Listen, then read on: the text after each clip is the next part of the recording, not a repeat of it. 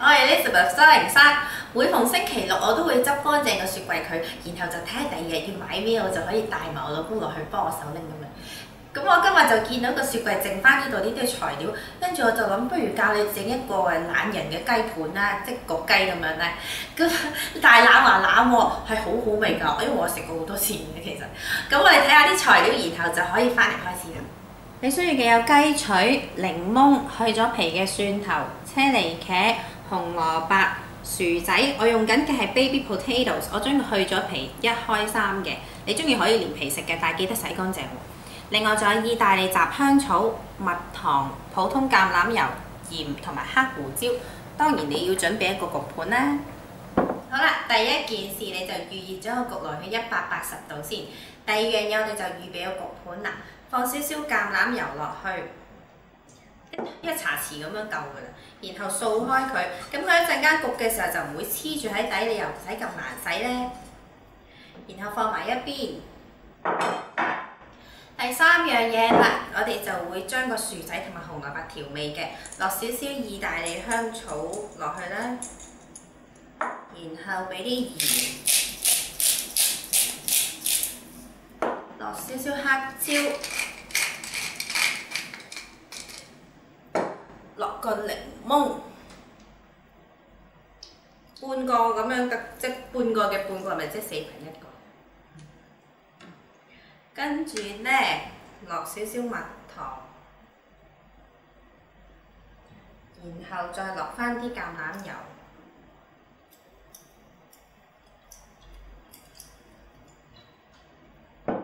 跟住我試下用呢個嘢去撈勻佢，會唔會好嘈咧？砰砰聲咁啊！我真係咁樣，平時喺個廚房嗰度成日都係咁樣。乒乒乓乓咁，跟住我老公就問我：你究竟係裝修緊定係煮飯啊，小姐？嘿，啲嘢好食咪得啦。跟住就將佢倒落去，然後散開佢，將佢平放咁都 OK 㗎啦。如果譬如你屋企冇薯仔啊或者咩，你可以用其他，用啲瓜都 OK 嘅喎。跟住就將個蒜頭咧塞入去。平時你會見到即係其他人教你哋咧，薯仔係唔學啊，唔係薯仔，呢個係蒜頭嚟。蒜頭係冇搣皮嘅，但係我唔中意，我覺得啲蒜頭嗰啲皮好似好污糟咁，所以我寧願咧就將佢收落去，跟住再揾個雞冚住佢，咁佢咪唔會燶咯。因為蒜頭你咁樣焗佢好容易燶㗎。然後就醃個雞啦，都係落翻頭先嗰堆嘢嘅啫。因為我唔中意將個薯仔同埋啲雞一齊醃咧，咁嗰啲雞可能有啲血水喺度，好似好核突咁。雖然一陣間焗都會見到嘅。又係落翻啲香草啦，然後又係啲鹽啦。一陣間啲樽我會抹㗎，我好乾淨嘅其實。平時我唔中意掂完啲嘢食或者啲檸檬之後走去掂啲器皿啊嗰啲嘅。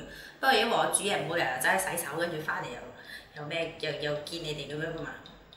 跟住就落啲橄欖油落去，落埋頭先嗰半個檸檬咧。我咁樣做咧，其實係俾個手去接住嗰啲核啊。如果唔係一陣間食到核咧，嗰啲核苦噶嘛。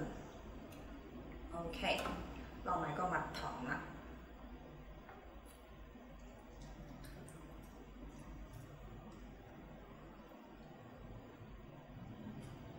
抹一抹乾淨隻手先，跟住又係撈勻佢。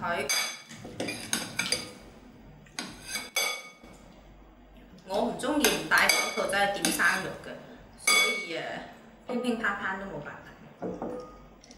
好啦，跟住咧，我攞開呢個嘢先，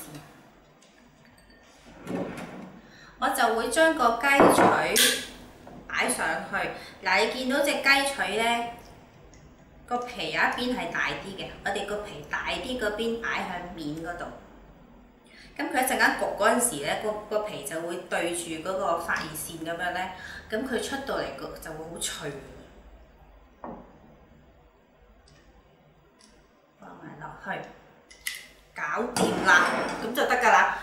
然後放入焗爐嗰度焗1個鐘，30分鐘之後我會落埋個車厘茄落去，因為車厘茄唔焗得太耐，因為佢會爆晒咁樣嘅。就喺30分鐘嘅時候，我就會開個焗爐，然之後將啲車厘茄掉埋落去，跟住再俾佢焗多30分鐘，翻嚟就食得㗎啦。雞已經焗好咗啦，但係而家係超級熱嘅，熱到仲有啲紫紫色。跟住我就會攞啲 basil 咧，呢啲係 sweet basil， 揼落去。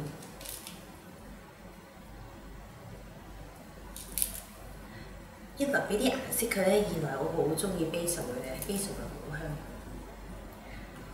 搞掂，睇下個樣。仲有啊，呢個係我哋嘅晚餐嚟嘅2個。我頭先整咗一個芒果蝦沙律，你記得去睇下我有另外一個 video 係教整呢一樣嘢。我而家想試下食，但係因為超級熱。